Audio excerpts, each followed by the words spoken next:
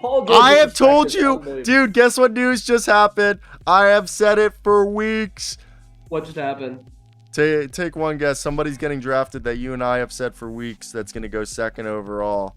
I have said. Oh, Scoot. Yep. It's a fit. They basically not official, but they just report that said it. Shams Charania just put out a report, ladies and gentlemen, that our man Scoot Henderson is gaining serious momentum at number 2 overall with the Charlotte Hornets in tonight's draft. Have been torn over last week between Henderson and Brandon Miller. I mean, Team we've has been a final saying this meeting for today months. to settle on the decision.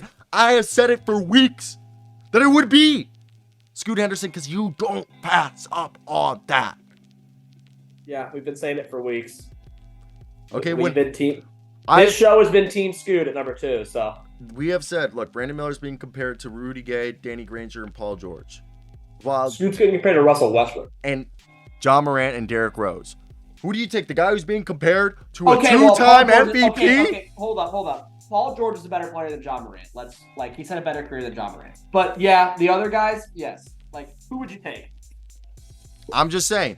I've said this for a week. This is a pro Scoot Henderson. This is a pro Scoot show. Yeah, this is a pro Scoot Henderson show. We have said it for time and time again. Okay?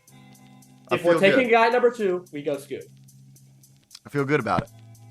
Yeah, I mean, we are not worried about we aren't worried about his fit next to LaMelo. I'm not.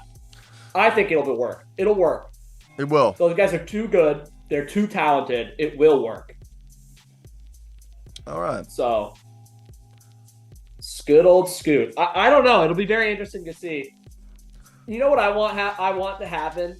What? I really fucking want the Spurs to surprise everyone and not take Wemby. You're so dumb.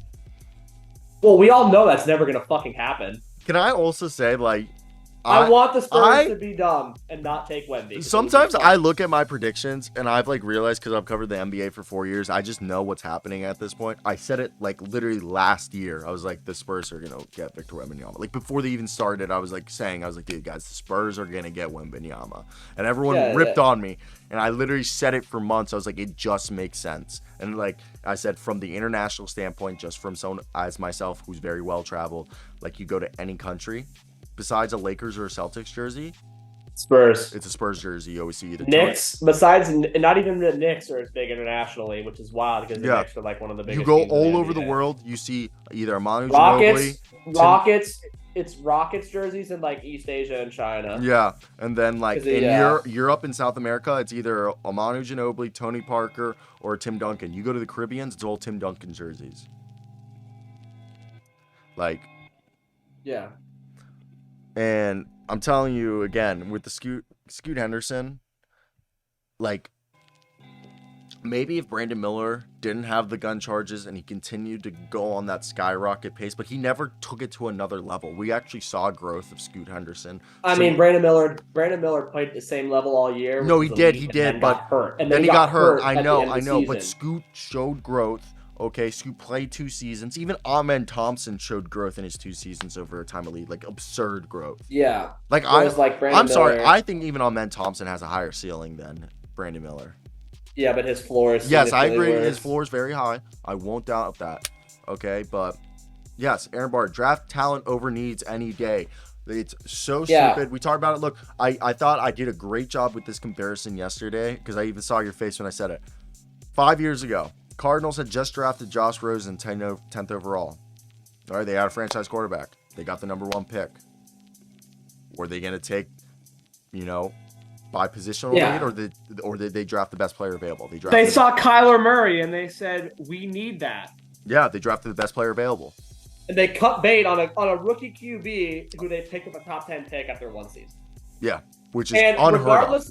Regardless of how shitty the Cardinals have been over the last few seasons, that pick worked out. Yes. Kyler Murray, regardless of whether people fucking hate him or not, he has lived up to the hype. And it goes like this. I don't give a if you're a great basketball player, you're going to figure out how to play next to another great basketball player. All right?